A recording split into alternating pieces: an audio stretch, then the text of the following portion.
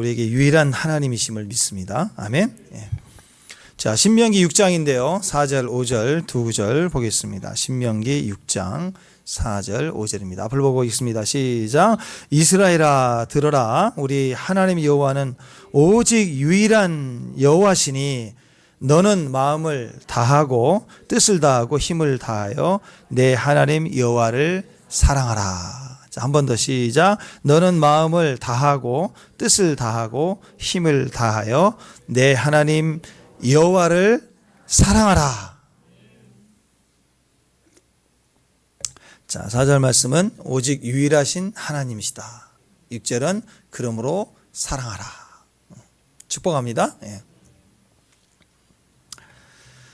이 세상에 많은 남자가 있고 여자가 있지만 많은 남자 중에 남자가 아니라 유일한 남자, 많은 여자 중에 유일한 여자, 그러면 사랑이죠.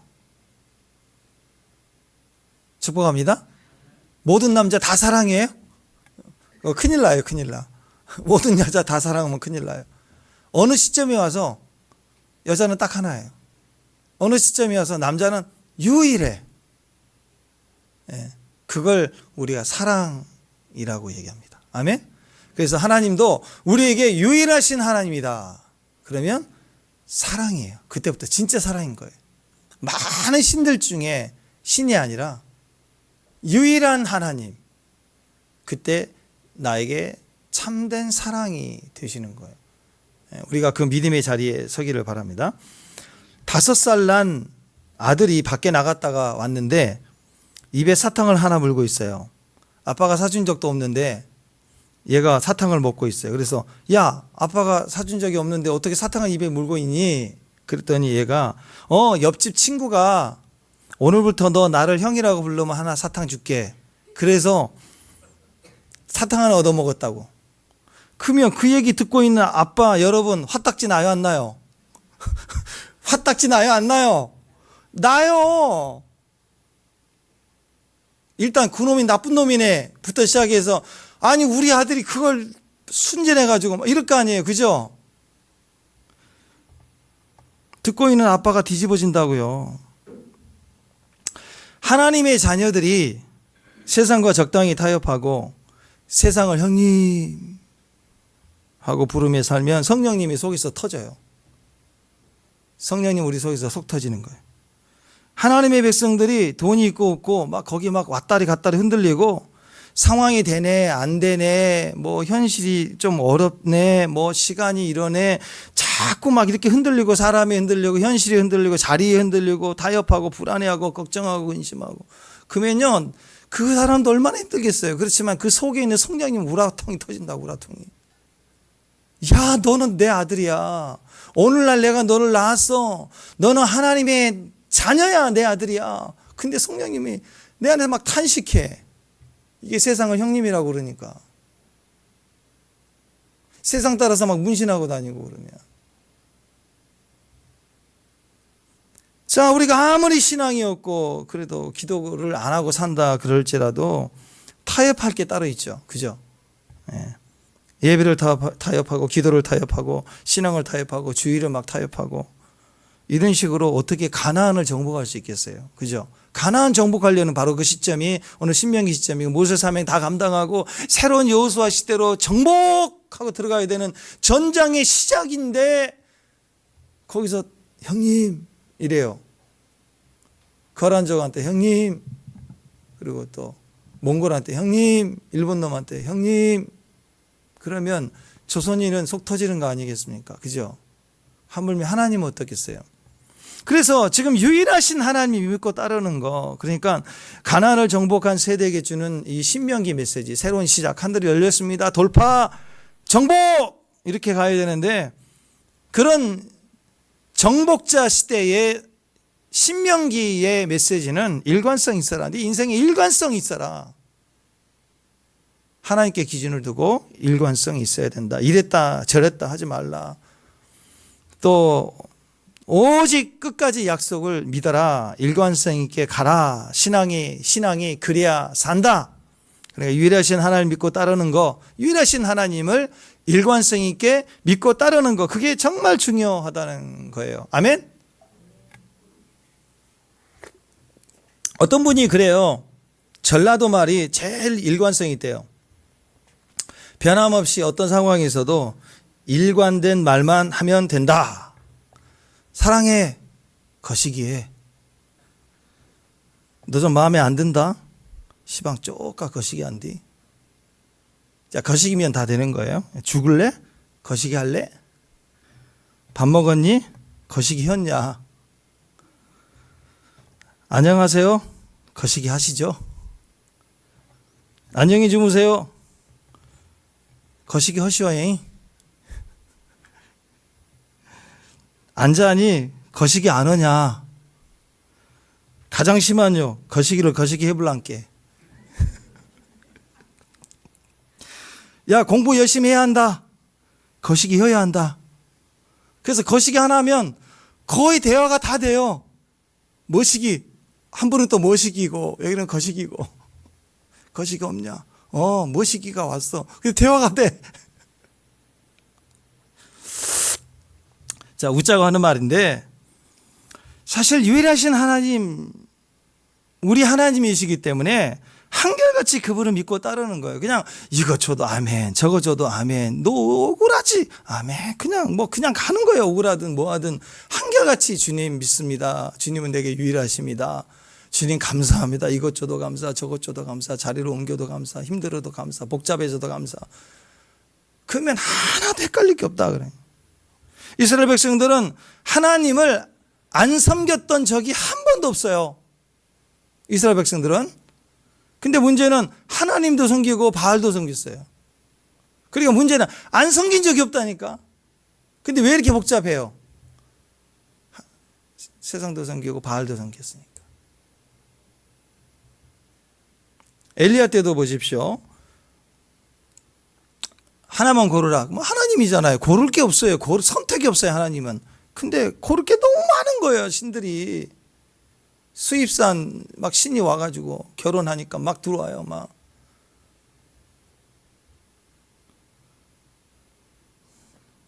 이것 섬길 것인가, 저것 섬길 것인가. 그때부터 유일한 하나님이 흐려지면 우리의 신앙의 힘은 약해질 수밖에 없어요. 복잡해지기 시작하는 거예요. 타협이 많아지는 거예요. 그러면 하나님 능력도 서서히 사라지게 되더라. 우리도 마찬가지입니다. 인생에 일관성이 있어야 됩니다. 오늘 그게 메시지예요. 하나님이요, 세상에 하나님이 한 분이시래요. 와, 이제 알았어요? 하나님이 한 분이래요. 유일하시대요. 다른 신이 없대요.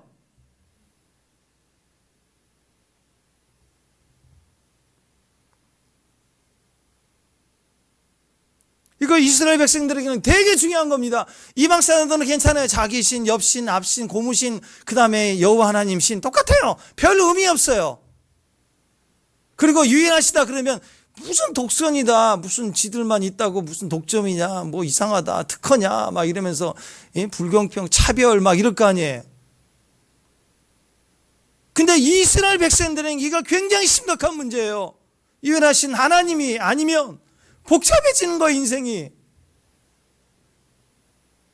하나님은 우리에게 유일하신 하나님이세요. 이거 되게 중요합니다. 여러분이 만약 이스라엘 사람이 하나님이 영적인 하나님의 자녀들이라면 이 문제 굉장히 심각한 거예요. 이거 아니면 큰일 나는 것입니다. 하나님이 하나이면 교회에서도 하나님이시고 직장에서도 하나님이시고, 이스라엘 같으면 오늘 예루살렘아, 예루살렘에서도 여호와께 돌아와라. 바벨론의 포로로 끌려가도 하나님은 유일하신 거예요. 그 백성들이 돌아오잖아요. 섞이지 않으니까. 하나님을 믿는다는 건 하나님의 존재를 알고 예수님을 믿고 한다는 건 그냥 그걸 동의하는 게 아니에요. 유일한 분으로 믿는 걸 말하는 거예요. 그냥 동의하고 예수님 알고 머리로 알고 생각으로 하는 게 아니라 유일한 분으로 내가 영접해서 만나지는 것을 신앙이라고 그래요. 그래야 신앙 삶에 그분의 능력과 그분의 지혜가 우리를 다스리기 시작하는 거예요. 만약에 유일하신 하나님을 믿지 않으면 어떤 일이 일어나냐? 굉장히 복잡해집니다. 인생도 복잡해집니다. 우리 생각, 마음, 갈등, 근심. 왜요? 복잡하는 거예요. 왜? 유일하지 않기 때문에.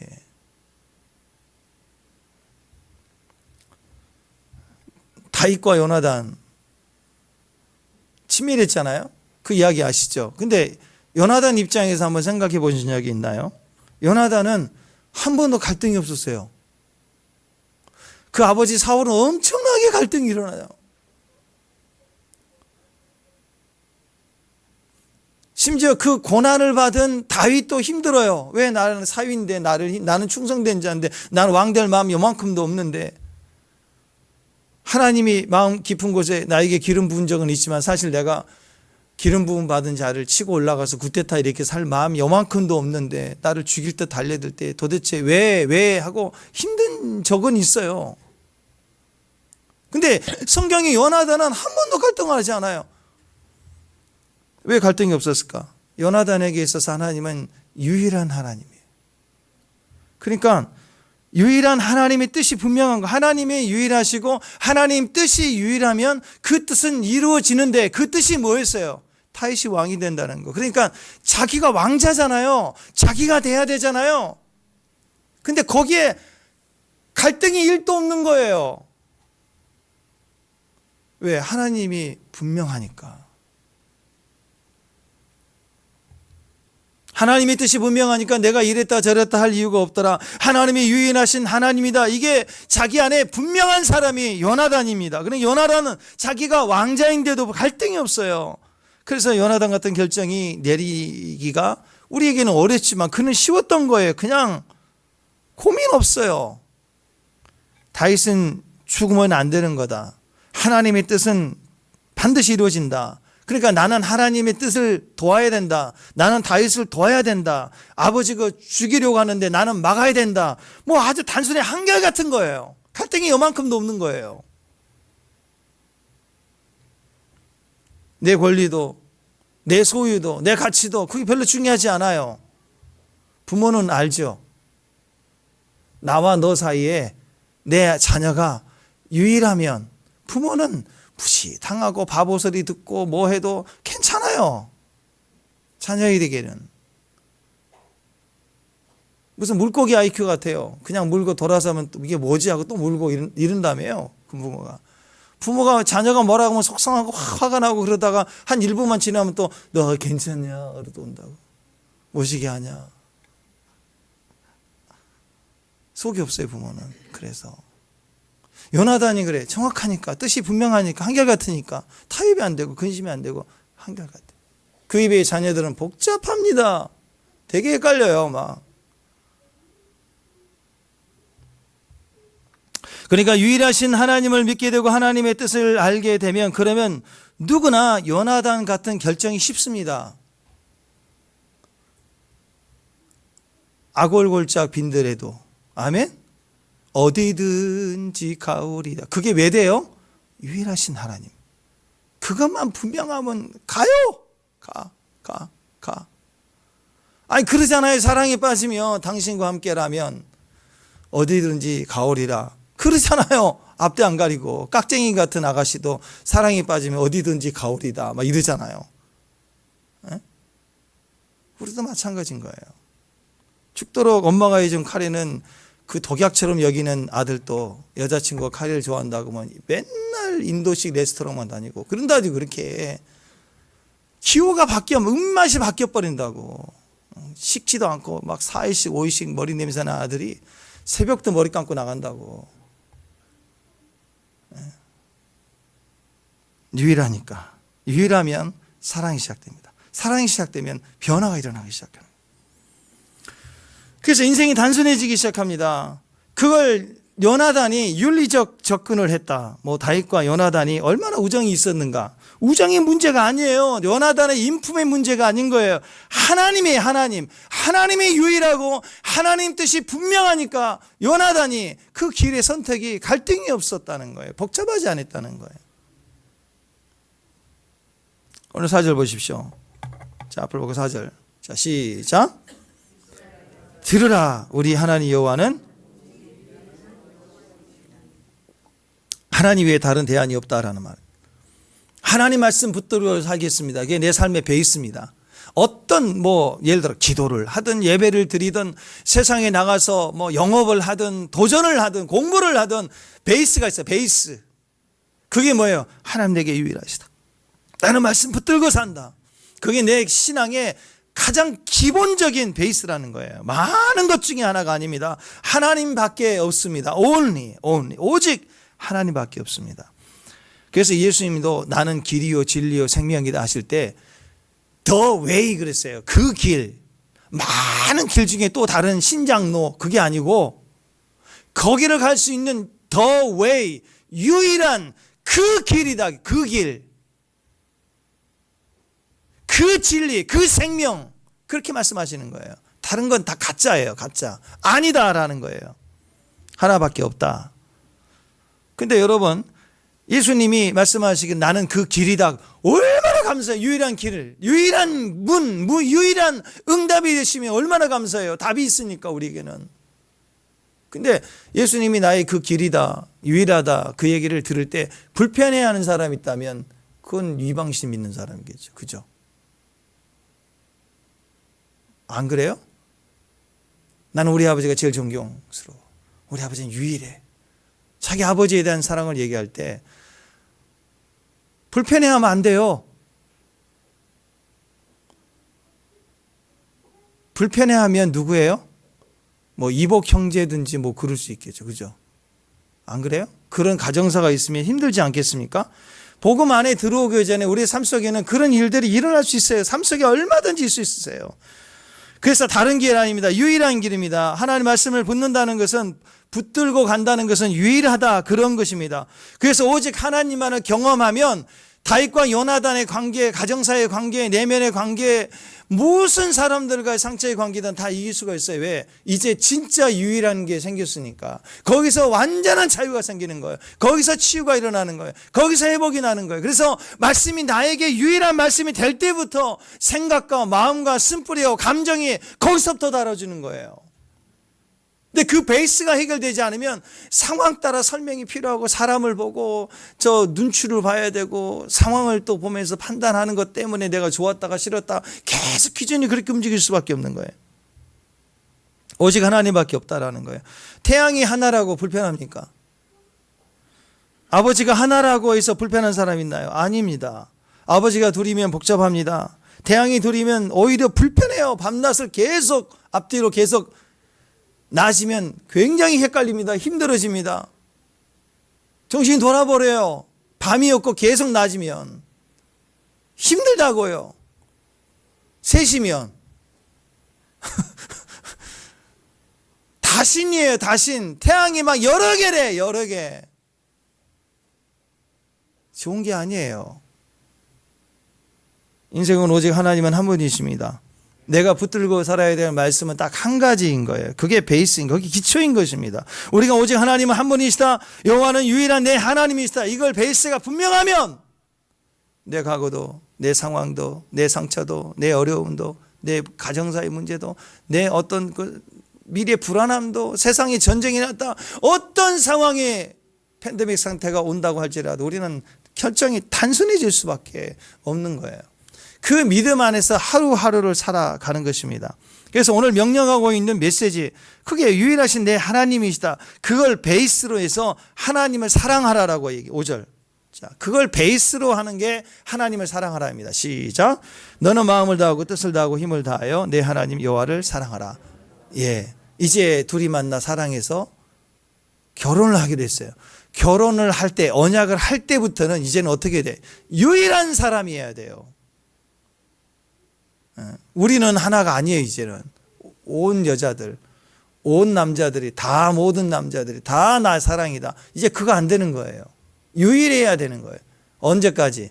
영원까지. 그래서 하나님 우리에게 유일하시다. 그 말은 내 하나님 여호와를 사랑하라. 나는 너, 너는 나, 유일한 관계다. 그 얘기를 오늘 말씀하는 거예요. 그렇기 때문에 마음을 다하고 뜻을 다하고 힘을 다하여 여호와를 사랑하라. 이 세 가지가 나옵니다. 마음, 뜻, 힘. 이게 핵심인데요. 그걸 어떻게 구체적으로는 6절에 보면, 오늘 말씀 6절에 보면 말씀을 마음에 새겨라. 7절 부지런히 가르쳐라 강론하라. 8절 손목에 매라. 이간에 표에 붙여 표로 삼어라. 7절 문설주 그리고 문에 기록하라. 이런 모습들을 우리 일상에서 생활 일상에서 실천하는 행동을 통해서 마음과 뜻을 다하고 힘을 다해서 하나님을 사랑하는 거다. 오늘 요 얘기를 하고 계시는 거예요. 그러니까 두 사람이 만나 사랑해서 이제 너는 나에게 유일한 남자, 유일한 여자, 이렇게 결혼이 딱 하는 순간부터는 이제는 어떻게 돼야 돼요?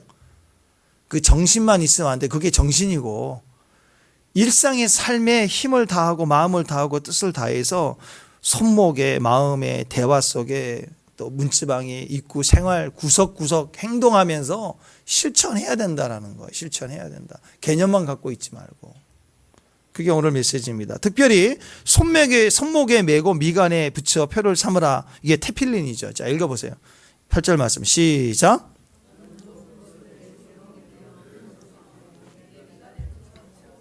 예. 미간에 붙이고 또 손목에 이렇게 메어서 기호를 삼으라 그랬어요. 이게 지금 유대인들이 하고 다니는 이 테필린인데, 보세요. 이렇게 보면 이마에 이렇게 상자 하나 붙여 있고 손에 이렇게 가죽끈으로 쫄쫄 묶어 가지고 쥐고 있는 게 있죠. 이게 테필린입니다. 상자의 상자. 그 안에 말씀이 있어요. 이렇게 생겼어요. 이렇게 가죽끈으로 쭉 돼서 상자가 있어서 이마에 묶든지 손에다 이렇게 똘똘 감아서 가지고 있습니다.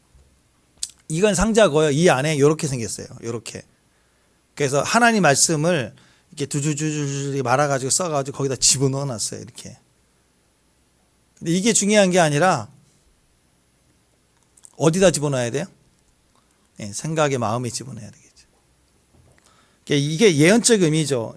이마와 손목의 상자를 가죽끈으로 묶어주고 그 안에다 말씀을 집어넣어라. 그래서 손은 모든 행동이죠. 행동할 때 말씀의 지침을 따라 행동하라 이거예요. 이마는 뭐예요?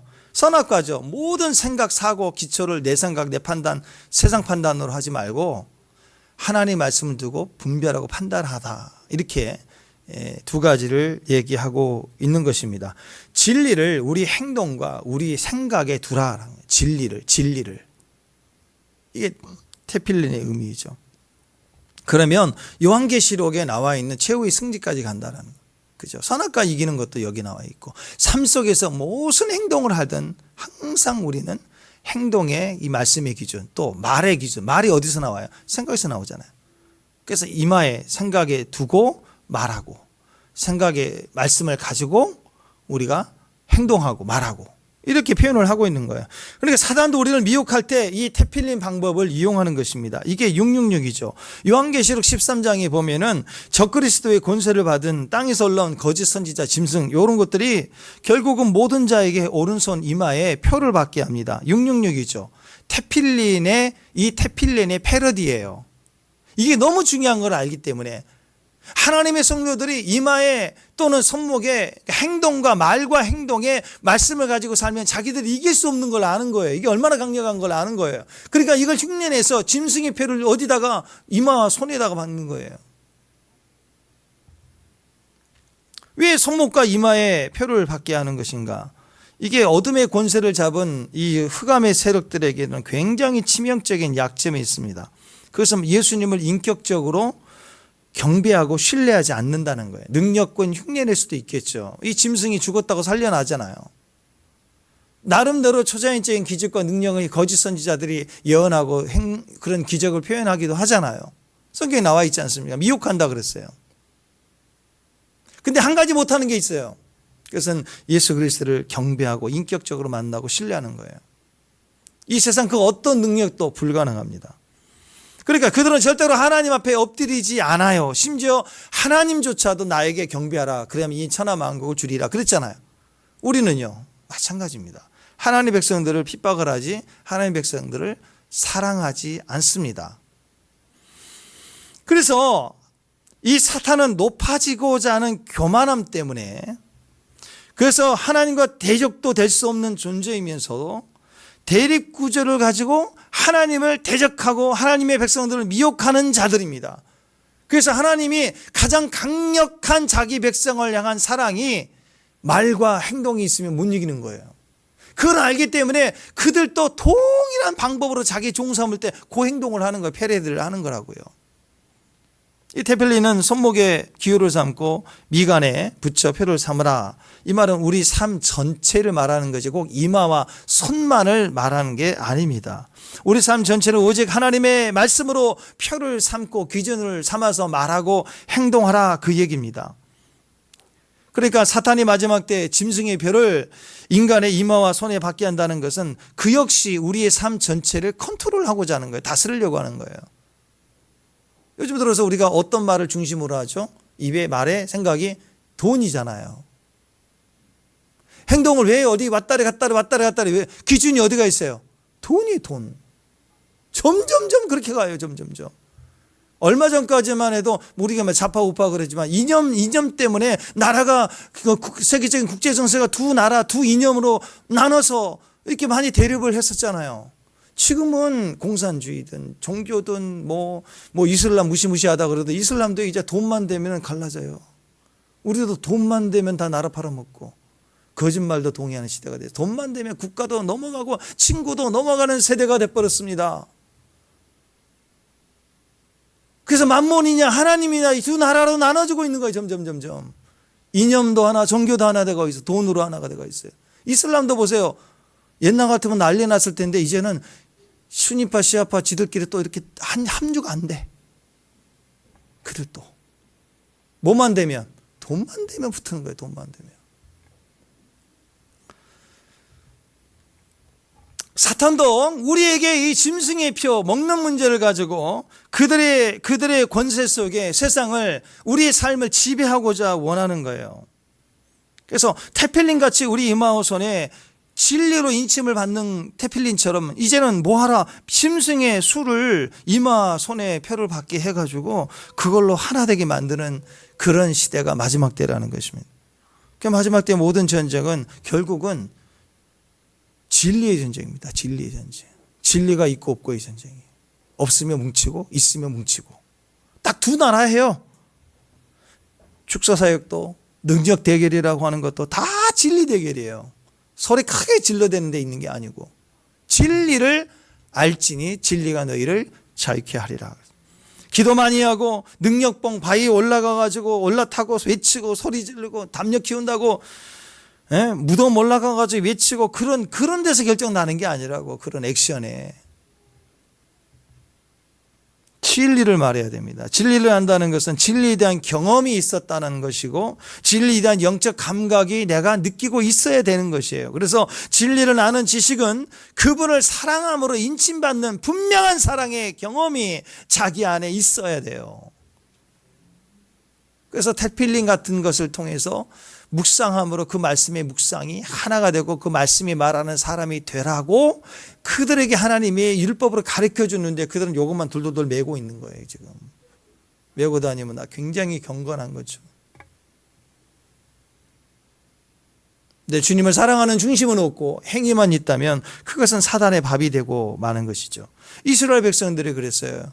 이스라엘 백성들은 한 번도 하나님을 섬기지 않은 적이 없었습니다. 항상 하나님을 섬겼어요. 문제는 마음은 종교적으로는 하나님을 섬기고 마음으로는 바알을 섬겼어요. 풍요의 신을 섬겼다고. 우리 식으로 얘기하는 주일 성수하고 예배 잘 드리고 내 모든 즐거움은 세상에 있고 그런 거예요. 그렇게 남편으로 아내로서 결혼생활 부부 역할 잘하고 세상 나가서는 무조건 딴 여자 딴 남자 다 좋아서 만나고 다니는 거하고 똑같은 거예요. 그러니까 가정의 능력이 없죠. 교회의 능력이 약한 거예요. 머리로 하는 지식이 신앙이 아닙니다. 분명히 인침이 있어야 되는 거예요. 확증받은 것이 내 안에 있어야 돼요. 도장처럼 박아진 게 있어야 된다는 거예요. 사탄은요, 경배를 받기를 원합니다. 가짜니까. 얼마나 원하겠어요. 하나님이 아니니까 하나님 되고 싶은 게 미치도록 원하겠죠. 하나님은 경배받기를 원하는 게 아니에요. 하나님은 가장 원하는 거 우리를 더 사랑해 주기를 원해. 우리 같은 못난이에게 너 경배해! 나 두려워해야 돼! 그게 하나님 외침이 아니라 사랑해다오. 하나님이시니까. 근데 가짜는 하나님이 아니니까 하나님 자리에 하나님처럼 자기가 경배받으려고 난리를 치는 거예요. 돈 갖고. 위협하면서 경배! 나 무섭지? 그거 웃기죠.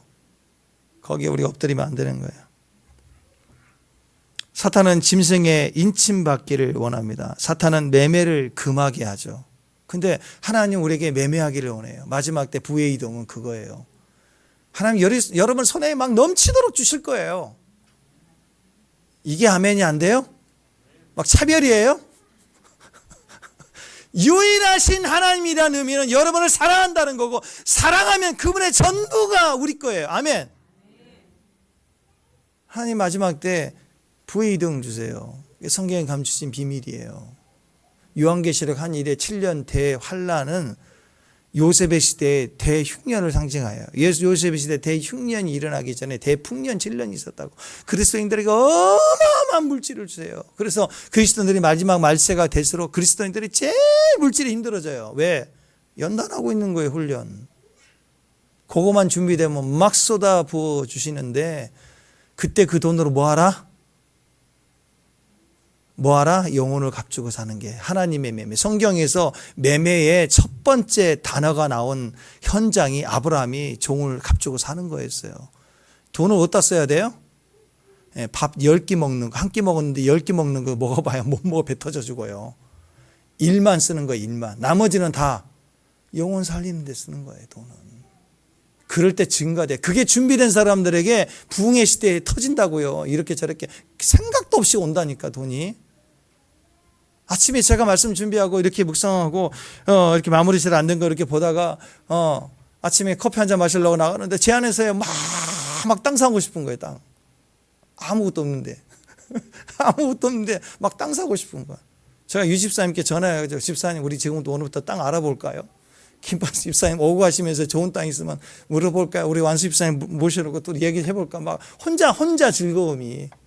낙현 집사님 생각 안 했어요. 왜냐하면 낙현 집사한테 말만 했다가 오면 막 검색하고 다니시니까 나중에 천천히 하려고 놔두고 우리 두 분 집사님한테 얘기를 한번 해볼까? 그런 생각이 있어. 막 땅이 있었으면 좋겠어요. 땅이. 그래서 배도 땅땅한데 뭘 땅땅하지 않겠어요. 우리가. 그런 마음이 들었어요. 주신다고요. 왜? 영혼을 값주고 사고 싶은 거예요. 영혼을. 저 고흥 녹동 그 아래쪽 그다음에 저기 상주 밑에 저기 어디입니까? 거기 다 인구 괴멸 지역이라고 막 단가 막 너무 땅이 싸게 나오는데 그건 너무 멀잖아요. 그까지. 하기야 예루살렘까지 왔다리 갔다리 하려면 그것도 가까운 거리긴 하지만, 사람들의 가치가 몰리니까 형편없이 땅값이 떨어지는 것은, 우리는 땅이 그게 있으면 그거 얼마나 좋아요. 그죠? 그런 마음인 거예요. 그러니까 우리에게 부요함이라는 것은 우리에게 극단적으로 매매를 하게 하실 거예요. 축복합니다. 사탄은 그 매매를 못하게 하기 위해서 컨트롤하는 거예요. 짐승의 수를 가지고. 신부는 인침받아요. 가슴에 도장으로, 사랑으로 인을 쳐서 내 가슴에 사랑으로 인침받아서 병난 사람들이에요. 말씀만 들리면 병난 사람처럼 막 갈망함이 올라오는 거예요. 그 아가서의 배경을 베이스로 계시록의 승리가 있는 거죠. 창세기, 아가서, 계시록 이 세 가지는 기초의 기초. 같이 묶어서 삼겹줄로 가야 돼. 삼겹줄로. 말씀이 이렇게 진리가 되는 테필린 방법으로 전통적인 유대인의 율법 학습 방법인 하브루타가 거기서 나옵니다. 영성적 차원에서는 거의 같은 거예요. 거기에 일상의 삶의 교육적인 방법으로 확대된 거죠. 말씀과 생각이 행동에 새겨지도록 이마와 손목에 이렇게 말씀이 표를 하듯이 율법을 묵상하고 설명하고 서로 질문하면서 자기 안에 있는 진리가 피와 살이 되게 하는 유대인들의 율법 교육 방법이 하브루타예요. 거기서부터 일상의 요즘 지식 교육 방법으로 나오기 시작했지만, 사실은 율법을 내 안에 피와 살이 되게 하도록 묵상하고 대화하고 물어보고 물어뜯고 늘어지고 질문하고, 거기서부터 변화가 일어나는 거예요. 그래서 14살이 되면 바르 미츠바 해갖고 율법의 아들로서 성인식을 치러주는 거예요. 너는 이제부터는 내 아들이 아니라 율법의 아들이다. 그래서 맡기는 거예요, 이제 하나님께. 너는 이 말씀을 네가 책임져야 되고, 네가 말씀을 책임지면 말씀이 너를 책임진다. 하고 자기로부터 떨어뜨리는 거예요, 이제. 하브르타의 원래 그 뜻이 이제 함께, 우정, 동료 이런 거거든요. 함께 한다 그런 뜻이에요. 신약에서는 코이노니아가 있죠. 코이노니아. 사귐, 나눔, 교제, 참여, 교통, 연합. 근데 좀 달라요. 뭐가 다를까요? 하브르타에는 예수님이 빠졌어요. 하브르타에는 성령님의 교통이 아니에요. 충만함이 없어요. 그게 유대인의 한계예요. 유대인의 한계. 그러니까 우리가 아무리 테필린, 하브르타 잘해봐야, 최고 잘해봐야 유대인이에요. 유대인 수준이에요. 그런데 유대인은 지금 예수님을 안 믿어요. 성령의 임성, 임재 그게 없어요. 그들의 정통적인 교육, 이런 탁월한 하나님을 알고 율법의 아들이 되고 하는 과정에서 지식과 통찰과 대응과 이런 훈련이 되어 있기 때문에 세계 최고의 지식의 나라, 능력의 나라, 부의 나라. 지금 이스라엘 보세요. 조그마한데 중동 다 휘젓고 다니잖아 지금. 근데 안타까운 것은 탁월한 능력이 됐지만, 말씀대로 사는 삶의 형통을 누렸지만 예수님이 없어요. 이 시대 이제 마지막 때가 돼서 이제 성령의 임재로 디아스포라들이 돌아오고 유대인들 가운데 예수님께 돌아온 사람들 너무너무 많아지고 있어요 지금. 감사할 일이죠. 근데 이런 대부분의 것들은 아무리 잘해봐도 그냥 유대인이에요. 뼛속까지 바뀐 교육 방법, 테플린, 하브르타. 근데 그게 다가 아니더라. 율법 정신, 율법 방식으로 세계 최고의 나라로서 힘과 부와 지혜를 다 가졌지만 성령이 빠지니까 그들은 그런 하나님의 형상 회복이 아직 안 된 거예요.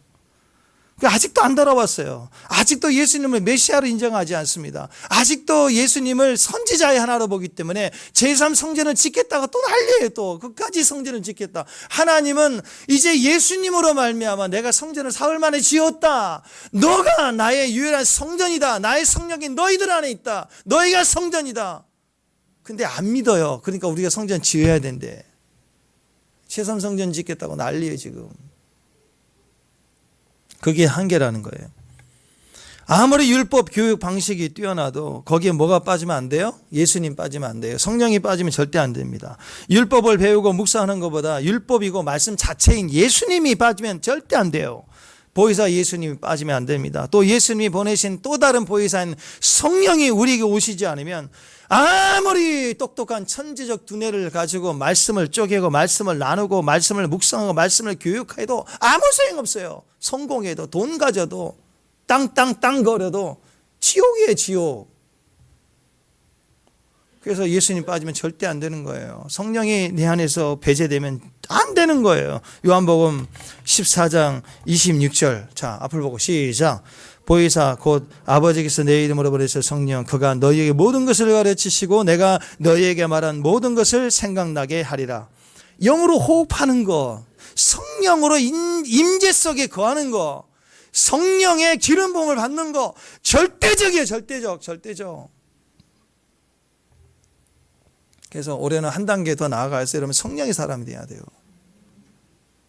예수님 잘 믿고 의지하고 그 단계로 머물러 있으면 안 돼요. 이제 예수님이 내가 있는 것보다 또 다른, 내가 가고 다시 올 때까지 또 다른 보혜사를 보내고 보혜사에게 너희가 가는 것이 더 유익이라 그랬어요. 하나님의 방법이 성령인데 왜 말씀이라고 하는 걸 그렇게 사모한다고 하면서 말씀이 말한 그분의 다음 단계로 들어가지 않으려고 해요. 성령 받으셔야 돼요. 방언하셔야 돼요. 임재를 느껴야 돼요. 성령의 기름 부음 흐르는 걸 느껴야 돼요. 성령의 체험을 하셔야 됩니다. 그러니까 테필린, 하브르타, 영성 큐티, 쉐마 교육, 렉티오 디비나 이런 많은 거 그거 필요 없다가 아니라 너무 중요한 정말 귀한 거예요. 근데 성령 없이는 안 된다 그 얘기예요. 성령 없이는. 그래서 우리가 큐티하는 것도 모임에서 큐티하는 것도 하나님 음성을 들으려고 하는 거 아니에요. 그리고 훈련시키는 거 아니에요. 그죠? 올해는 좀 이 큐티 교육이 좀 제대로 됐으면 좋겠어요. 여기 계신 분들 오래 하셨지만 이제 우리 남자들은 큐티를 한 번도 안 배웠잖아요. 그죠? 그냥 하신 거잖아요. 그죠? 그러면 안 돼요. 큐티 배우셔야 돼요. 훈련해야 돼요. 기도도 훈련해야 돼요. 그냥 하면 안 돼요. 사랑도 그냥 사랑하면 안 돼요. 큰일 나요. 사랑도 배워야 돼요. 배워진 사랑과 그냥 예능처럼 즐기는 사랑 달라요. 달라. 자, 제일 먼저 기초가 되는 게 예수님 영접하는 거고, 두 번째 성령 받고 성령의 임재를 느끼고 성령을 느끼고 성령의 음성을 듣고 성령의 기름 부음을 받고 성령과 동행하는 삶을 사는 거, 그게 중요하다라는 것입니다. 하나님은 더 이상 율법을 우리의 이마와 팔에 기록하여 그냥 이렇게 형식적으로 하는 게 아니라 우리 안에 기록하여 살기를 원하신다라는 거예요. 왜? 그 말씀의 기초가 분명한 자에게 그 말씀이 와야, 예수님이 계셔야 성령이 임하시는 거예요. 예수님 영접하지 않는 자에게 성령이 어떻게 임해요? 그래서 분명히 말씀이 있어야 되고, 그리고 이마와 팔에 기록하라는 말씀의 의미는 그 다음 하나님의 나라, 하나님의 축복, 하나님의 블레싱이 우리 안에 역사하기 위해서 먼저 예수님이 영접해야 되고 말씀의 사람이 돼야 된다라고 얘기를 하는 것입니다. 그래서 우리가 우리 마음과 생각에 하나님의 말씀이 기록되는 것이 필요합니다. 아멘. 성령의 인침이라는 거예요. 인침. 그래서 예수님은 나에게 도장같이 마음에 팔에 두라라고, 도장같이 팔에 두라, 마음에 품어라. 아가서에 우리가 그렇게 했었잖아요. 자, 그래서 여러분, 이런 신부의 마음이라고 하는 건 예수님을 사랑한다는 그 마음, 신부가 그 마음에 빠지기까지, 아가서의 그 말씀이 내 마음에 예수님을 도장처럼 내 마음에 품어라, 인같이 두라라고 하는 그 자리가 되기까지, 아가서 1장에는 이렇게 시작을 했어요. 내게 입맞추기를 원하는 자. 1장 2절. 자, 시작. 내 사랑이 포도주보다 나음이라. 입맞추기 원한다. 솔로몬의 하다. Song of Song이다. 노래 중에 노래는 뭐냐? 입맞춤인 거예요. 노래 어떻게 불러요? 노래 어떻게 불러요? 입으로 불러요.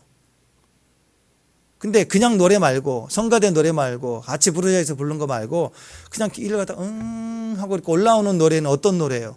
노래 중에 노래예요. 내가 제일 좋아하는 노래. 사랑의 노래는 나오게 돼 있어요. 그 노래를 어떻게 시작해요? 입맞춤으로 시작하는 거예요.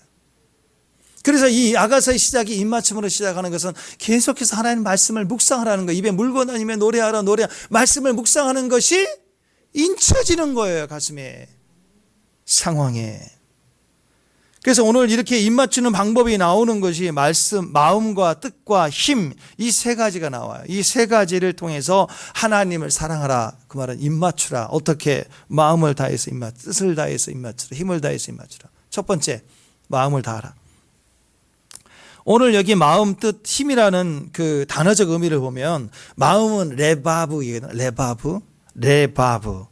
이것은 인간의 가장 깊은 내면의 자리를 말해요. 그래서 마음을 다하여 하나님을 사랑하라, 이 말은 인간의 존재, 그냥 나라는 존재 가장 깊은 영의 자리, 그 자리에서부터 인간의 가장 선한 나라는 존재의 성품, 인격의 그 자리에서부터 하나님을 섬기라는 뜻이에요. 대충 그냥 흉내만 내지 말고 내 존재를 그대로 고백해 드리는 걸 말해요. 이게 레바브예요. 레바브. 이 레바브, 이 마음이란 단어를 하나님이 어디서 사용했냐면요. 자, 보세요. 사무엘상 13장 14절에 보면 하나님이 다윗에게 사용했던 단어예요. 이 말씀만 읽어보십시다. 시작. 지금은 왕의 나라가 길지 못할 것이라. 여호와께서 그 마음에 맞는 사람을 구하여 여호와께서 그를 그의 백성의 지도자로 삼았느니라 하고, 그 마음에 맞는 사람, 이전 성경에는 그 마음에 합한 사람, 마음에 합하다 할 때 거기 보니까 마음, 하나님의 마음에 합한 사람이 다윗이었어요. 하나님의 마음, 그게 레바브예요. 레바브. 그러니까 하나님이 생각할 때 다윗은 네 마음과 네 마음이 같다. 다윗의 마음이 하나님의 마음에, 인간인데 하나님의 레바브를 가지고 있는 거예요. 다윗의 깊은 것과 하나님의 깊은 곳이 만난 거예요. 같은 거예요. 다른 마음이 아닌 거예요. 그래서 주님이 기뻤다는 거죠. 어떻게 마음을 다하여 사랑할 수 있을까? 그게 오늘 6절 말씀이거든요. 6절. 자, 시작. 오늘 내가 내게 명하는 이 말씀을 너희 마음에 새기라. 어떻게 하는 게 마음을 다하는 것이냐? 마음에 새기는 것이 다한대요. 그냥 정성을 보이는 게 아니고 행동이 아니라 진짜 자기 마음에 새기듯 명심하듯 새기는 행동. 오늘 이것을 갖다가 그 7절 말씀을요, 마음에 새기라. 어떻게 새기는가? 이걸 현대의 번역으로 봅시다. 현대의 번역으로. 자, 읽어보세요. 시작. 여러분들의 자녀들에게 부르짖으려니 가르치십시오. 여러분은 집에 있을 때나 길을 갈 때나 잠자리에 들 때나 아침에 일어날 때나 이것에 대해서 항상 이야기하십시오. 누구에게? 자녀들에게. 진짜 재밌죠?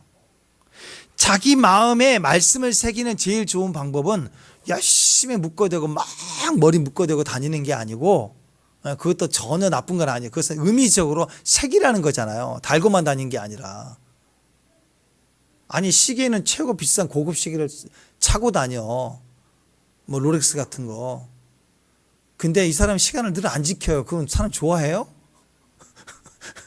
그죠? 이거 달고만 다니는데 말씀 하나도 몰라. 지 생각대로만 움직여. 그러면 그게 오히려 욕이 되잖아요.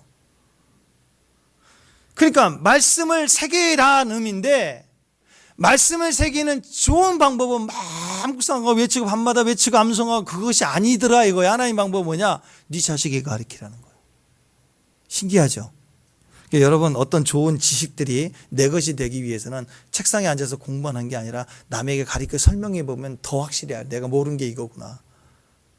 설명할 때 더 내 것이 돼버려요. 누구에게? 다른 사람 중에서 누구에게? 자기 자녀에게 부지런히 가르치래요.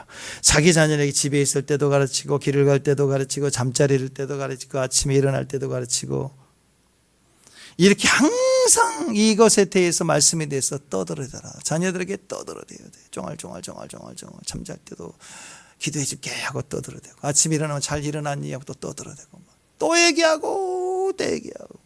기에 지나가기 좀 그만 안 들으려고 해요. 그러니까 부지런히 떠들어대야 돼, 집에서.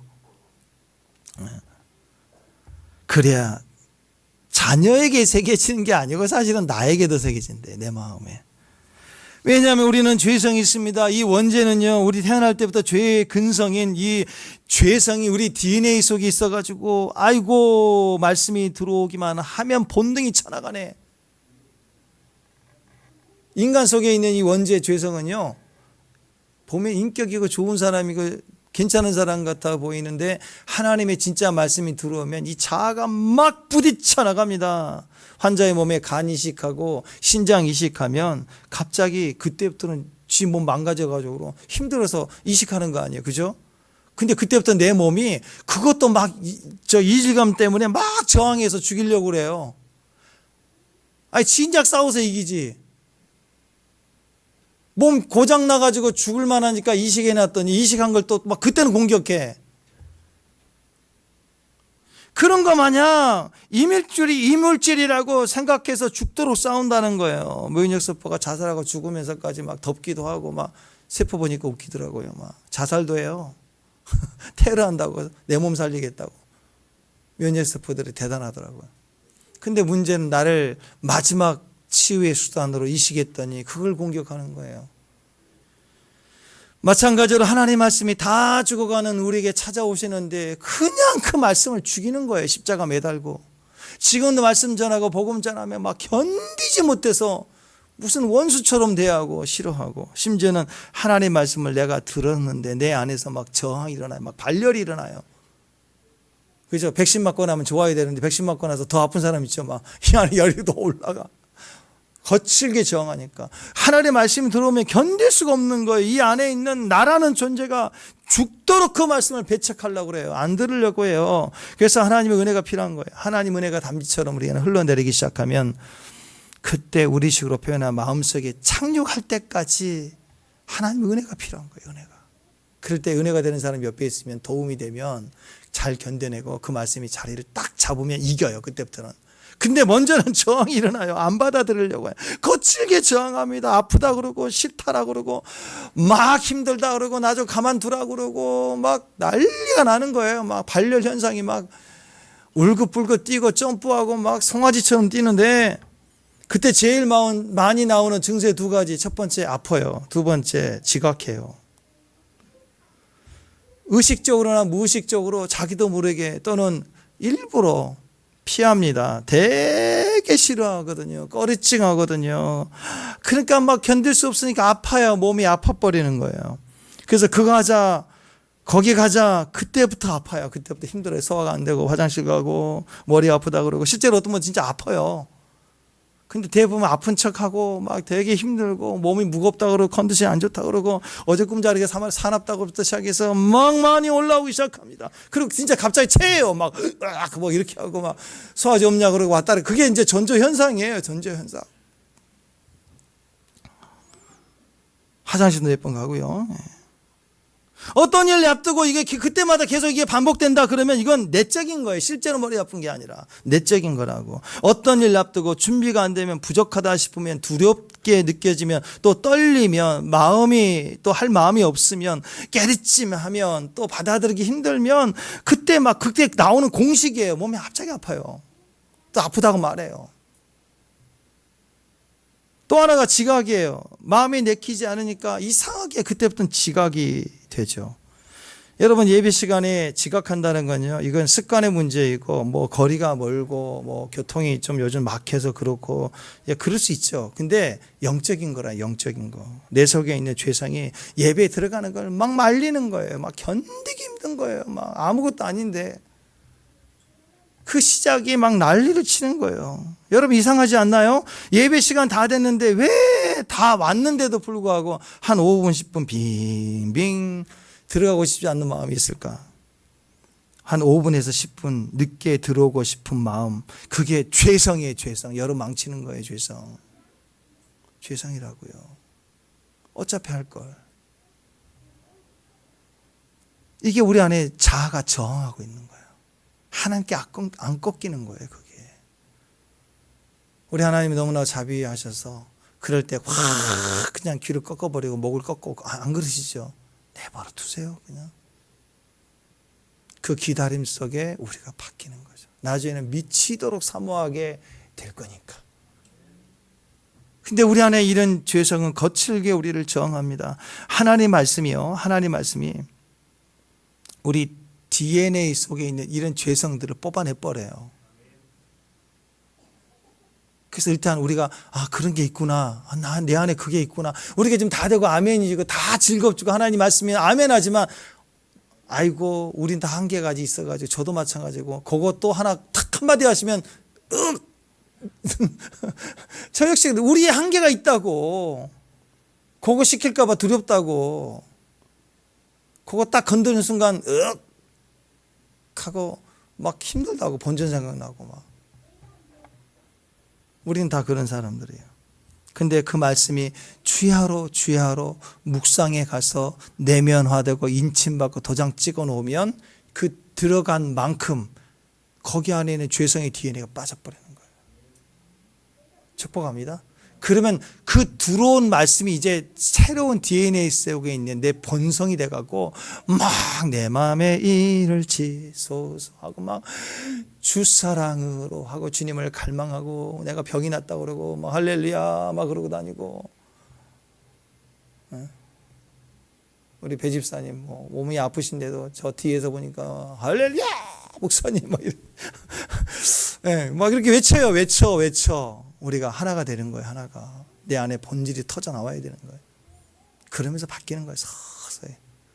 지각하고 핑계하고 몸이 아프고 하는 이런 증세들이 나가는 거예요. 그러니까 여러분 히브리서 4장 12절에도 나오잖아요. 자 앞을 보세요. 시작. 하나님의 말씀은 살아있고 활력이 있어 좌우의 날선 어떤 검보다도 예리하며 혼과 영과 및 관절과 골수를 찔러 쪼개기까지 하며 마음과 생각과 뜻을 판단해요. 우리 속에 깊은 것을 다 갈라내고 분별하고 판단해낸대요. 하나님의 말씀이 살았고 운동력이 있으니까. 하나님의 말씀이 우리 안에 새겨진다는 것은요. 말씀이 들어오는 순간, 새겨지는 순간 운동력이 있어요. 우리 안에서 막 활기차게 움직입니다. 활력이 있어 그 날선 검이 어떤 것보다 예리한 날선 검이 우리 안에 들어가서 혼과 영과 관절 골수 쪽에서 분리하고 생각과 판단, 뜻을 우리 안에서 이것을 다 판단하도록 만들어 주신다는 거예요. 그러니까 하나님의 말씀을 마음을 다해서 사랑하라는 거예요. 그 말씀이 들어오면 DNA까지 변화가 돼서 그래서 그게 내 본성처럼 아주 자연스럽게 우리 안에서 승리가 되게 한다는 거예요. 이게 마음을 다한다라는 뜻입니다. 마음을 다하시길 바랍니다. 아멘. 두 번째는요, 뜻을 다하라의 뜻 레페시인데요. 레페시. 히브리 레페시라는 단어가 숨을 쉬다, 거기서 나왔거든요. 숨을 쉬다. 그러니까 때로는 우리의 혼을 말해요. 마음을 다한다. 그 마음은 우리의 영이다, 영의 자리다, 뭐 이렇게 볼 수 있을 것 같고, 여기서 이야기하는 레페시는요, 혼, 우리 지정이, 나를 반영하고 있는 자아의 생각, 판단, 의지, 이게 다 지정의에 관한 부분 혼으로 보기도 합니다. 때로는 호흡에서 나왔기 때문에 목숨으로 보기도 합니다. 이 두 가지 뜻이 목숨이기도 하고 내 혼적 감정, 생각, 이것을 표현하기도 합니다. 창세기 2장 7절에 보면 이렇게 나오거든요. 읽어봅니다. 시작. 여호와 하나님이 땅의 흙으로 사람을 지으시고 생기를 그 코에 불어넣으시니 사람이 생명이 되었다. 여기서 생명, 이게 네페시예요. 네페시. 여기서 원어적으로 네페시 하이인데요. 이 네페시는 사람만이 아니라 새, 물고기처럼 호흡하는 동물에도 다 숨을 쉰다 그랬어요. 다 네페시라는 단어를 사용했어요. 근데 사람에 대해서는 네페시만 아니라 네페시 하이, 리빙, 진짜 하나님 앞에 살아있는 혼, 살아있는 목숨, 뭐 이렇게 표현을 하신 거예요. 그러니까 호흡이죠. 생기를 통해서 생명이 이루어지는 모든 생명체가 다 그런 존재가 네페시인데, 그래서 동물에도 혼이 있잖아. 영은 없지만, 그죠? 혼이 있어요. 생각이 있고 감정이 있고. 개 때리면 화내요. 개도 다시 오지마. 고양이는 복수해요. 얼마 전에 동영상을 보니까 그 고양이에게 고기를 꺼서 남은 걸 이렇게 줬더니 고양이가 막 뭐 하나를 먹더니 가지고 가서 자기 새끼들 먹이더라고요. 그게 너무 신기해서 이뻐서 또 하나 줬대요. 그랬더니 그거 가지고 막 너무 행복해 하던데, 그 다음날부터 쥐를 2마리씩 잡아다가 그 주인에게 갖다 준 거예요. 너 이거 먹어라. 아니, 고양이 입장에서는 나도 먹었으니까 줄 게 없어요. 그러니까 쥐 잡아다가 선물로 주고 앞에서 기다리고 있더래. 그래서 너 나 주려고 왔니? 그랬더니 쥐 먹으라 2마리 잡아놓고 그런 꼬리 흔들면서 나도 뭔가 보답을 했다 이거예요. 예, 복수가 아니라 고양이도 보답을 하더라고요. 자, 여러분, 뜻을 다한다라는 것은 그래서 내 생각, 정성 중심에서도 호흡이 있는 동안 은혜를 갚는 거예요. 보답해주는 행위를 말하는 거예요. 그래서 뜻을 다한다는 말의 의미는 나도 동일한 마음가짐으로 내 생각과 마음에 두겠다, 그런 의도입니다. 근데 이것의 적극적인 의미는 목숨이라고 그랬죠. 목숨. 그래서 원어를 찾아보니까 이 말씀이 어디서 나왔냐 그러니까 마가복음 12장 30절에 보니까 이렇게 나왔어요. 마가복음 12장 30절 시작. 내 마음을 다하고 목숨을 다하고 뜻을 다하고 힘을 다하여 주 너희 하나님을 사랑하라. 이 말씀이 오늘 신명기 6장 말씀을 예수님이 인용해서 하신 거거든요. 근데 약간 좀 다르죠. 신명기 말씀은 세 가지인데 오늘 이 마가복음 말씀은 4가지가 나와요. 그죠? 뭐가 더 들어갔어요? 네, 목숨이 더 들어갔어요. 왜냐하면 이 뜻을 다한다는 말이 같은 단어인데 주님이 더 강조하신 거예요. 이 뜻을 다한다는 게 너무 중요한 거예요. 왜냐하면 영은 구원받았잖아요. 혼은 복잡해 아직. 구원받고 생각이 덜 변화돼서 감정이 덜 다뤄졌어. 그 생각을 다루고자 하는 온전함 속에 우리는 내 생각과 감정, 의지를 주님 앞에 고백해 드린다는 그 다한다는 의미 속에는 어떤 의미가 들어가야 되냐면 목숨을 다하겠습니다라는 의미까지 들어가줘야 그게 뜻을 다한다는 것이에요. 훨씬 더 무게감이 있습니다. 신명기 말씀과 다른 것은 여기에 2가지 뜻을 다 집어넣어서 주님의 말씀하는 거예요. 이 단어 레페시라는 단어 속에 뜻, 그 단어 속에 목숨도 있더라. 이건 목숨을 다하라. 생명까지 다해서 고백하라. 그게 누구예요? 베드로가 그랬고 사도 바울이 그랬죠. 자, 사도 바울 한번 보세요. 사도 바울 사도행전 20장 말씀. 자, 시작. 내 달려갈 길, 주 예수께 받은 사명, 곧 하나님의 은혜의 복음을 증언하는 일을 마치려 하면은 나의 생명조차 조금도 귀한 것으로 여기지 않겠다. 요게 이 사도 바울의 이 고백이 뜻을 다하는 사람의 모습인 거예요. 내 목숨은 다해서 하겠습니다.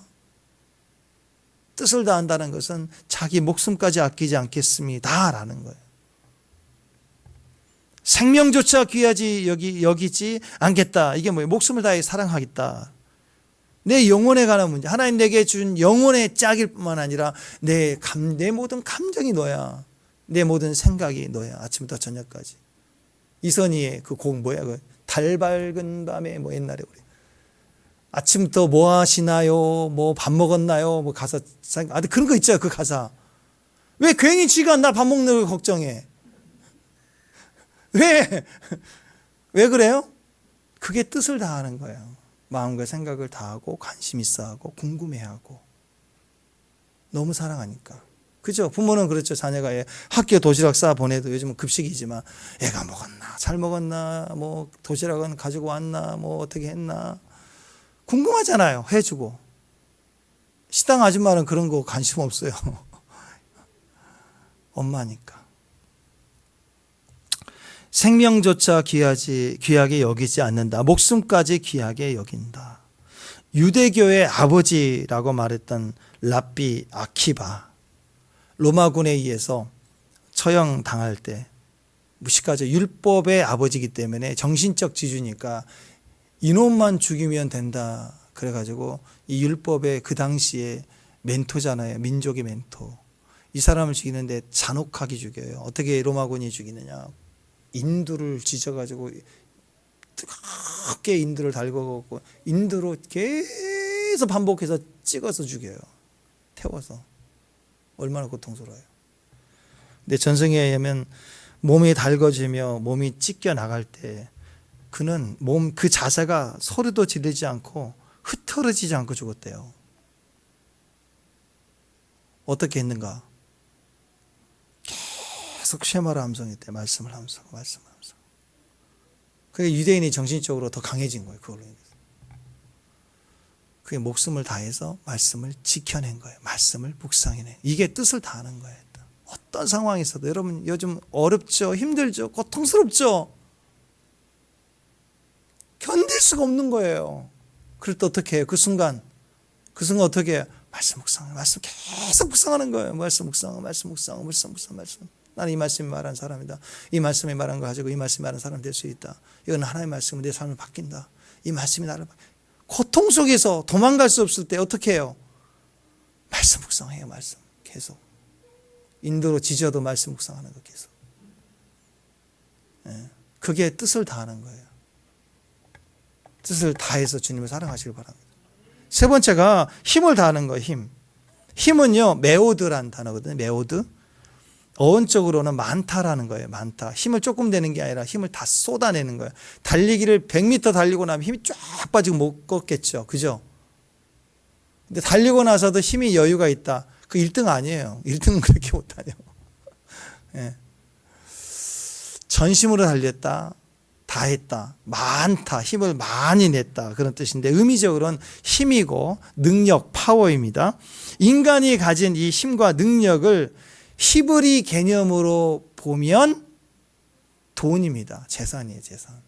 힘을 다해서 사랑하란 말은 돈으로 재산으로 하나님을 섬겨라는 뜻이 되는 거예요. 말로만 사랑한다고 할 게 아니라 실제로 돈으로 헌신했다라는 거예요. 한 사람을 만나 사랑한다고 할 때 마음 진짜 내 살 중에 살이요 뼈 중에 뼈다. 예, 통과. 내 생각과 마음, 목숨까지 다 해서 널 사랑해. 오케이. 근데 돈을 안 줘. 통장 따로, 네 거 내 거 따로. 그럼 여기서 또 뭐가 생겨요? 네, 틈이 생겨요. 이건 다 하는 게 아니고 사랑이 아니래요. 그래서 하나님은 또 우리를 사랑할 때 자기 아들까지 목숨보다 더 귀한 게 아들이죠. 아들까지 내어주신 거예요. 아멘? 하나님 자체가 사랑이고 아들까지 뜻을 다했고 그리고 하나님 믿는 마지막 때 주의 종들에게 주의 백성들을 먹이시고 입히시고 물질도 하나님 마음껏 풀어주시는 거예요. 그 하나님 믿으시길 바랍니다. 우리도 마찬가지예요. 결혼했는데 저는 그래 개인적으로 둘이 통장 데이트할 때는 참 합리적이라고 생각합니다. 데이트할 때는 즉흥적으로 쓰기 또 어려울 때니까 데이트 통장 만들어 가지고 같이 저축해 가면서 필요한 거 쓰고 참 좋은 아이디어라고 생각해요. 근데 결혼해 갖고도 그런다? 그건 다 한 게 아니에요. 다 한 게 아니에요. 거기에 그 틈이 판단이 되는 거죠. 나쁜 게 아니에요. 근데 제가 말씀드린 건 다 한 건 아니다라는 거. 합리적이지만 힘을 다해서, 능력을 다해서 살아간 게 아니에요. 자, 그래서 유대인들이 성전을 지을 때 보면은요, 자기를 내놓는 모습이, 물질을 다해서 섬기는 헌신하는 모습, 출애굽한 백성들이 거지였잖아요. 거지 노예. 근데 성막 지을 때 그 은과 금을 싹 다 쏟아내고 만들죠. 너무 많아갖고 모세가 고만 갖고 와라 그랬어요. 고만. 사골세도 안 되는 사람들이 금을 너무 많이 갖고 온 거예요. 솔로몬 성전 지을 때도 마찬가지고 다. 성전 지을 때 이스라엘 백성들은 실제로 전부를 들여요. 초대교회 때 아나니아 삽비라 사건에서도 보면 전부 소유를 팔아서 교회를 섬기고 성도를 섬기고 다 베풀었다고 얘기를 하고 있습니다. 그게 실제로 물질에 대한 이야기고, 그리고 그걸 통해서 마음을 다해 하나님을 섬겼을 뿐만 아니라 뜻을 다해 목숨처럼 다해서 섬겼을 뿐만 아니라 세 번째, 물질도 내놓으면서 물질로 섬겼다라는 거. 물질도. 물질에 대한 주님이 얘기를 하셨잖아요. 그래서 힘을 다해 하나님을 사랑하는 개념이 물질에 대한 개념입니다. 힘을 다한다는 건 이게 몸이잖아요. 몸. 힘을 다한다는 게 정신이 아니잖아요. 그죠? 몸이에요. 몸. 그래서 성경은 우리에게 헌신이라고 그랬지 헌심이라고 하지 않아요. 마음만 열심히 드려라. 아니라니까요. 중심을 들였으면, 중심이 서 있으면 헌신하라라고 얘기합니다. 한국 사람들은 정적이다 보니까 헌신보다 마음을 드리는 헌심이 더 중요하다고 느껴질 수도 있을 거예요. 그러나 거기에 속임이 있다고요. 그러면 된 줄 알고 고르반 그런 것처럼 안 해버리는 거예요. 우리는 우리 마음을 되게 귀하게 여긴다고요. 예, 마음이 귀한 거거든요. 근데 그것을 우리 행위를 대신하고 행위가 움직이지 않은 걸 외식이라고 그래요. 말로만 사랑한다, 사랑하는데 형제가 배고픈데 사랑한다. 아픈데 사랑한다 가만히 입만 하고 움직이질 않아, 돕질 않아. 그건 사랑이 아닌 거예요. 그래서 여러분 이제 나이가 드실수록 느끼겠지만 누가 여러분의 밥 한 끼 사주고 또 선물 줄 때 참 감사하고 고맙잖아. 그죠? 종리를 떠나서 우리도 그렇게 섬겨야 되는 거야. 섬겨야. 자, 신랑 결혼하려고 하는데 신랑 될 남편 된 이 남편이 될 신랑이 헌신만 있어요. 헌신. 신랑이 헌신만 있다. 안 되죠. 헌신이 있어야죠. 사랑은 헌심이 아니라 헌신을 보여줄 때 증명돼요. 내 보물이 있는 곳에 네 마음이 있다 그랬죠. 예. 보여주도록 막 화려하게 크게 하라는 소리는 아니에요. 우리가 다 알죠. 상식적으로 알아요. 예. 작은 거지만 전부가 들어있는 걸 안다고. 액수나 큰 걸 말하는 게 아닙니다.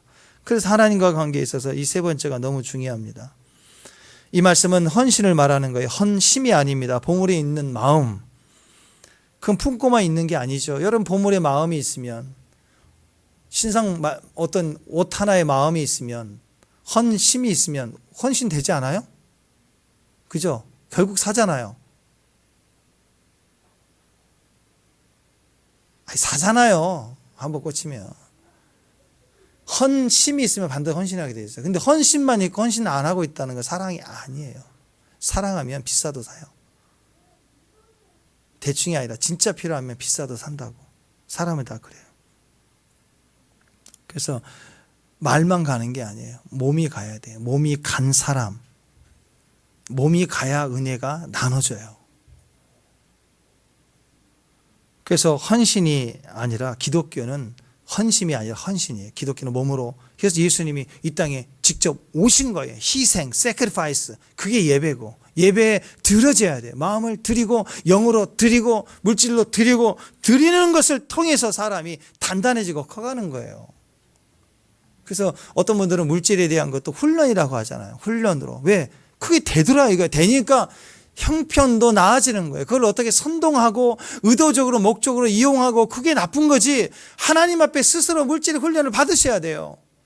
시간을 들여야 돼요. 그리고 섬겨야 되는 거예요. 그럴수록 시간도 늘어나고 물질도 늘어나는 것을 경험해 보시라고요.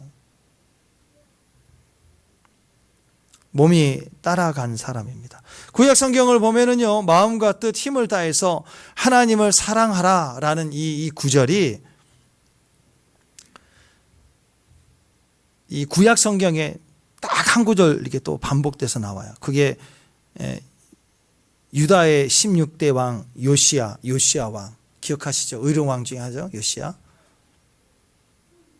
그 망하기 전에 아들 3명 손자 마지막 그 왕이죠. 최고의 왕 이 요시야 때 열왕기하 24장 25절에 보면 요시야와 같이 마음을 다하고 뜻을 다하고 힘을 다하여 율법을 다 섬겼던 자도 이전에 없었고 이후에도 없었다, 이런 말이 나와요. 하나님이 볼 때.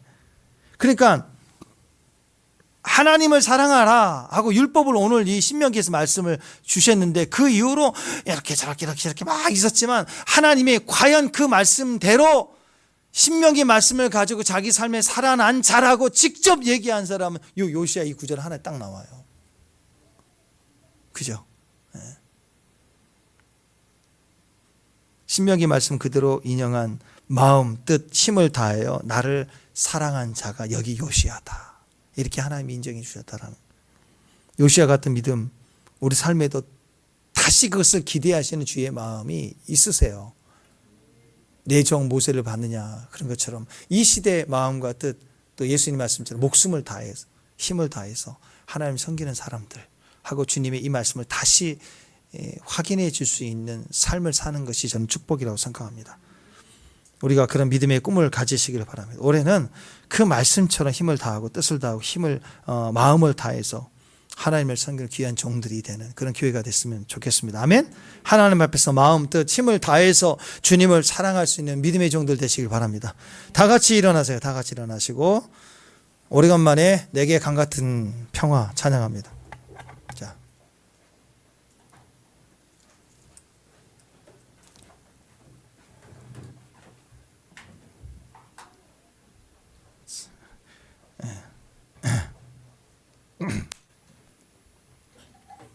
할렐루야. 내게 강 같은 평화. 아멘. 강같이 넘치시길 바랍니다. 아멘. 넘쳐 흐를지어다. 아멘. 자, 할렐루야.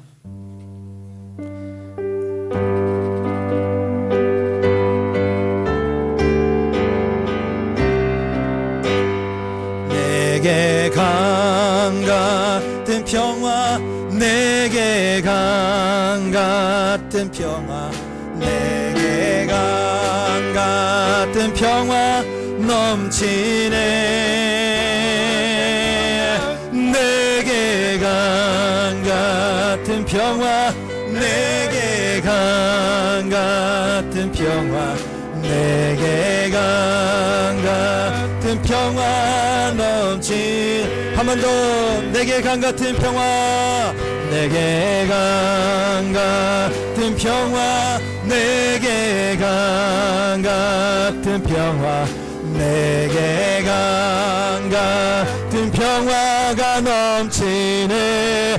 할렐루야. 내게 강 같은 평화, 내게 강 같은 평화, 내게 강 같은 평화 넘치네. 내게 바다 같은 사랑, 내게 바다 같은 사랑, 내게 바다 같은 사랑, 내게 바다 같은 사랑이 넘치네. 우리 남자 집사님 할렐루야. 내게 바다 같은 사랑, 내게 바다 같은 사랑, 내게 바다 같은 사랑이 넘치네. 내게 샘솟는 기쁨, 내게 샘솟는 기쁨, 내게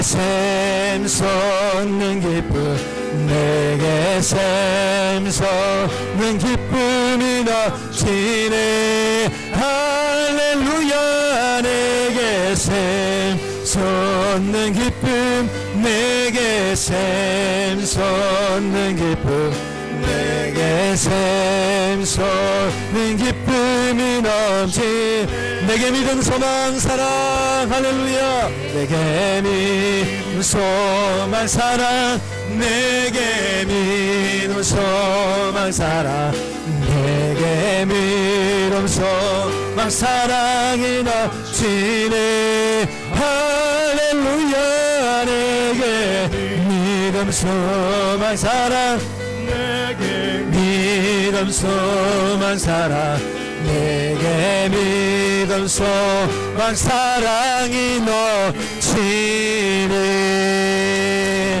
할렐루야. 네, 기도하겠습니다. 주님 지금 이곳에 임하여 주옵소서. 성령이 불러 충만히 채워 주옵소서. 갈급한 우리 심령에 찾아오셔서 성령의 기름을 부어주시고 우리 안에 흔들리지 않는 믿음을 주시고 낭망하지 않게 하시고 자백하는 마음으로 믿음으로 서게 하여 주옵소서. 마음을 다하고 뜻을 다하고 목숨을 다하고 힘을 다해서 하나님을 사랑하는 믿음의 종들 되게 하옵소서. 이제는 우리 주 예수